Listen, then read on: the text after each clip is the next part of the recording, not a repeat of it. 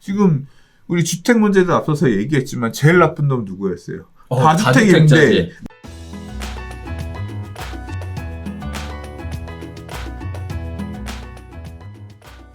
자, 5번째 이야기 가보도록 할게요. 자, 코로나19 사태가 심각한 상황입니다. 수도권 사회적 거리두기 2.5단계에서 3단계 격상에 대한 이야기가 지속적으로 나오고 있는 상황에 지금 상가, 임대차 시장 관련해서 굉장히 분쟁이 심화되고 있는 상황입니다. 임대인 선의만 의존 못하겠다. 공실의 연체이자까지 납부해야 되는데 너무 힘들다라는 이야기들이 나오고 있습니다. 청와대 국민청원도 수십 개가 등록되어 있고요. 장사도 못하는데 임대료까지 내야 한다라는 불만을 가지고 있고요. 임대인들은 반면에 지금도 손실이 증가하고 있는 상황에 임대료 못 받으면 신용불량자 될 것이다. 이런 내용들이 나오고 있습니다. 자, 소상공인의 임대료 문제와 관련해서 임대인과 임차인의 입장이 첨예하게 갈리고 있는 상황인데 양쪽 의견 모두 근거가 있는 만큼 갈등을 유발할 수 있는 임대료 멈춤법 등이 아닌 근본적인 지원책이 필요하다라는 지적이 나오고 있는 상황입니다. 자, 임차인 측 입장에서는요, 대부분 임차인이 임대료 부담을 호소하고 있는데요. 운영을 중단한 상황에 사업장은 고정 지출을 그대로 발생하고 있고 우리의 모든 것이 멈춘 지금 우리를 향한 모든 것도 함께 멈춰야 한다라는 얘기를 하고 있습니다. 자, 임차인 보호는 더 이상 임대인의 선의에만 의존할 수 없고 지난 1년간 공공은 착한 임대인 운동과 세제 혜택으로 민간 차원의 차별적 참여를 유도해 왔지만 신종 코로나 바이러스 감염증의 충격을 나누기에는 분명 그 한계가 존재한다라고 지적을 하고 있는 상황이고 현재 상황상 여러분들도 아시겠지만 중심 사건에 나가보면 한 건너 한 가게가 임대라는 딱지가 붙어있는 것들을 어렵지 않게 찾아볼 수 있으실 겁니다. 자, 반면에 임대인들은요, 공실과 착한 임대인 운동 등으로 부담이 큰 상황에서 남은 임대료까지 못 받게 되면 대규모 피해가 발생할 수 있다라고 하고 있고요. 많은 임대인이 80%까지 대출을 통해서 부동산을 구매한 것이고 최근 임대료 연체와 공실료 증가로 손실이 발생하고 있으며 임대료를 꼬박꼬박 받아가는 게 문제니 법으로 강제하겠다면 임대인들은 손실을 보고 있는데 대출 이자를 꼬박꼬박 받아가는 은행도 이자를 받지 못하게 하는 법으로 강제해야 한다. 그래야 공정한 것이다 라는 얘기가 나오고 있고요. 거기에 따라서 상황이 심각한 지경에 치닫고 있는 상황입니다. 자, 임대료 문제가 임차인 부담으로 시작해서 임대인의 부담, 은행의 부담, 정부의 부담, 경제 위기 상황으로까지 펼쳐지고 있는 상황. 자, 현재 시점 과연 어떻게 보고 계시는지. 그냥 뭐 집 청원 한 얘기가 다 맞는 얘기 아니에요? 예? 야, 경제가 안 좋아서 제일 끝단에 있는 이 임차인들이 힘드니까 임대인 너 돈 받지 마. 야, 그럼 은행 니들도 내 이자 받지 마. 그렇죠. 그리고 너희 세금도 받지 마. 그렇죠. 근데 그건 안 되겠는데. 은행도 우리도 망하니까 그건 안 되겠는데. 이 결국 누가 이 책임을 질 거냐. 참 깝깝하네요. 그렇죠. 네. 그러니까 지금 그냥 이런 발상도 그런 거야. 되게 그런 거 아니에요. 결국 어떤 새끼를 후드러 패면 제일 욕 덜 먹으면서 내가 좀 뭔가 좀 답이 나올 것이냐. 답이 나온다. 그렇죠. 그러니까 제일 미운 놈이 임대인인 거죠.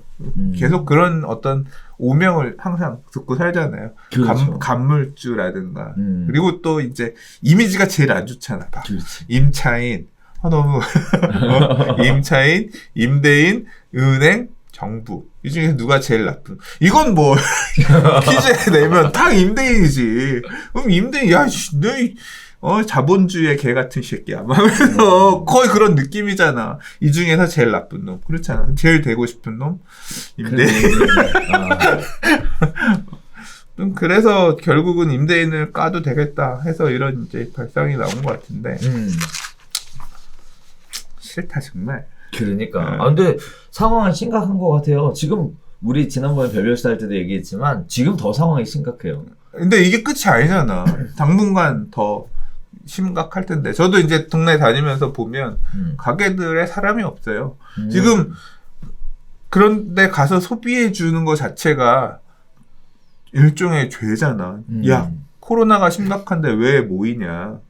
거의 가서 나 이 얘기 하니까 괜히 좀 하고 싶은 얘기가 해도 되나 안 되나 모르겠는데 보면 요새 그런 거 있잖아요. 이 코로나 3단계로 올라갈지 말지 하는 이 심각한 맞아요. 시기에 송년회다 뭐다해서 모여가지고 사람들 술 먹고 인증샷 찍는 네네. 거 있다면 그러면 제정신이냐 네가 하면서 막 돌팔면질을 한단 말이에요. 맞아요. 장사 왜 해? 그 사람들이 술 먹게끔 고기 먹게끔 해서 팔고 있는 사람들도 문제 아니야. 이 코로나 심각한 상황에 사람이 모이는 장소 제공을 왜 하는 거야? 그렇죠. 먹고 살라고 하는 거잖아. 먹고 살라고 하는 게 정당하면 가서 먹고 소비해주는 사람은 고마운 고객인 거 아니야. 그렇죠. 어느 한쪽은 잘못됐고 어느 한쪽은 잘못되지 않았고 물론 그걸 어떤 SNS나 이런 곳에 올려서 나 잘 먹었어요라고 자랑하는 거는 행위 자체는 돌팔매질 그렇죠. 말만하긴 한데 맞을만. 근데 약간 좀 이제 괴리감은 있는 거죠. 공간 제공하는 거는 코로나가 옮길 수 있는 공간 제공하는 거는 괜찮고 자영업 하는 건 괜찮고 근데 자영업이 죄는 아닌 거 아니야. 그렇죠. 가서 소비해주는 것도 죄는 아닌 거 아니지 않나? 약간 이제 그런 게 이해가 안 되는 거죠. 계속 생각하고 저 이렇게 욕먹을 일은 아닌 것 같은데 왜냐하면 결국 저 힘든 자영업자들을 위해서 소비해준 진짜 왜냐하면 가게들이 다 텅텅 비어있어. 월세라도 좀 내는데 얼마 못해라고 조금 지원해준 거 아니야 보면. 참 근데 이제 지금 상황에서는 이쪽 저쪽 누구 때릴 데가 없으니까 야이씨 장사 세입자들이 힘든 건 당연히 지금 코로나 때 힘든 거는 큰 뭐 중국 때문인 건지 아니면 이 전염병 때문인 건지 모르겠지만 그러나 제일 만만한 게 임대인인 거지. 그러니까 임대인을 조합해서 쥐어짜는 거지. 근데 이거는 뭐 생각해보니까 이거는 지금 이 얘기를 하고는 생각해보니까 딱 방향성이 명확한데요. 지금 우리 주택 문제도 앞서서 얘기했지만 제일 나쁜 놈 누구였어요? 다주택 임대인. 이 다주택 임대인이잖아. 다주택 그 사람이 여러 집에 살지 않잖아. 내 집 하나에 살면서 나머지는 임대 주고 있잖아. 그렇죠. 그 얘기 뭐야? 다주택 임대인이 제일 나쁜 개새끼였잖아. 그러니까 그 새끼만 좁혀잖아. 뭘로? 세금으로. 세율을 막 어마어마하게 두들기면서. 그렇죠. 이번에는 상가 임대인이 제일 나쁜 놈이네. 야, 이거 뭐 되게 뚜렷한데? 그렇죠. 그냥 잘못한 사람 누구? 주택 문제에서 제일 잘못한 사람 누구? 임대인. 집을 여러 채 갖고 있는 임대인. 상가 문제에서 제일 잘못한 사람 누구? 상가를 세 받고 있는 임대인. 깔끔하다. 깔끔하네. 자, 그래서 지금 현재 상황이 심각한 상황입니다. 그래서 법률적으로 지금 논쟁들도 굉장히 많고 소송으로 가는 케이스들도 많고 그리고 또 이런 부분들이 경제에 미치게 될 영향이라는 것도 심각하게 예상이 되고 있는 이런 상황에 빨리 이 위기가 좀 정상화되고 안정적이고 그래도 내년 봄 되면 사실 이제 앞으로 남은 뭐 얼마 전에 정세균 총리가 그런 얘기 했다고 하더라고요. 어떤? 새벽이 가장 어둡다. 아침이 밝아오기 전에. 뭐 이제 그 얘기 가지고 막 또 욕하고 그런 사람들도 있는데 저는 그 말씀이 맞다고 믿고 싶어요. 실제로 또 이제 내년에 백신들이 나와서 백신 접종 받고 이제 항체들이 생겨서 사람들이 정상적으로 경제 활동을 할 수 있게 되면 점차 지금 이 갖고 있는 공포 사라지고 다시 정상화되고 갈 수 있지 않겠냐. 그 기대감 가지고 이 몇 달을 잘 버티면서 이제 숨을 잘 유지하면 될 것 같은데 각자가 이제 남아있는 체력들이 다 다를 거 아니에요. 그렇죠. 예, 그래서 좀 뭐 모쪼록 잘 건사하셔서 이 남은 위기 잘 극복하시고 정부가 세워주시는 이 대책들이 어떤 지금 진짜 막판에 정말 힘든 이분들한테 도움이 되는 뭐 그런 측면에서 보면 임대인이 조금 더 살만하다라고 하면 임대인 합리화가 좀 그런데 임대인을 후두려 패드 임차인들 그러니까 결국 제일 밑단에 있는 그 세입자들이 무너지면 가장 큰 임대인도 같이 연쇄 무너질 수밖에 없거든요. 그래서 조금 서로 상생하면서 도울 수 있는 부분 도우는 그런 어떤 슬기롭게. 네. 임대인한테도 뭘 줘야지. 너 임대료 받지마 하면 반대로 그러면 임대인들한테 나는 임대료를 다 받지마 하든 아니면 얼마를 의무적으로 감액해라 이런 조건이 되면 그에 준하는 세금을 뭐 얼마쯤 나중에 세금은 더 걷으면 되잖아.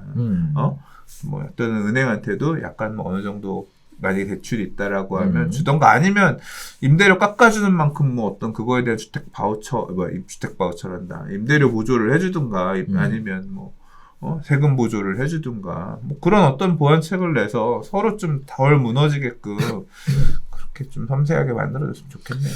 네, 맞습니다. 그리고 또 한편으로 우려되는 바는 지금 이제 1년 가까이 진행되고 있는 이번 위기 사태로 인해서 기존의 오프라인 중심으로 하는 영업시장이 배달 중심으로 상당히 많이 전환이 돼서 과연 경기가 다시 회복된다 하더라도 예전과 같은 영화를 찾을 수 있겠느냐라고 보면 그런 부분들에 대해 낙관하시는 분들은 거의 안 계시다는 것도 바뀐 네. 상황에서는 또 기회가 있습니다. 그렇기 때문에 그거를 잘 돌파구를 찾는 사람이 원래 IMF라든가 금융위기 오고 나서 어마어마한 또 이제 기회를 기회가 오지? 찾아서 이제 어떤 성공한 케이스들이 있잖아요. 그거는 이제 또 각자가 찾고 그게 맞는 길인지 안 맞는 길인지는 모르겠지만 또 그 길에 따라서 인생을 걸고 베팅하시는 분들 중에 바른 길로 잘 간 일부가 성공을 하시겠죠.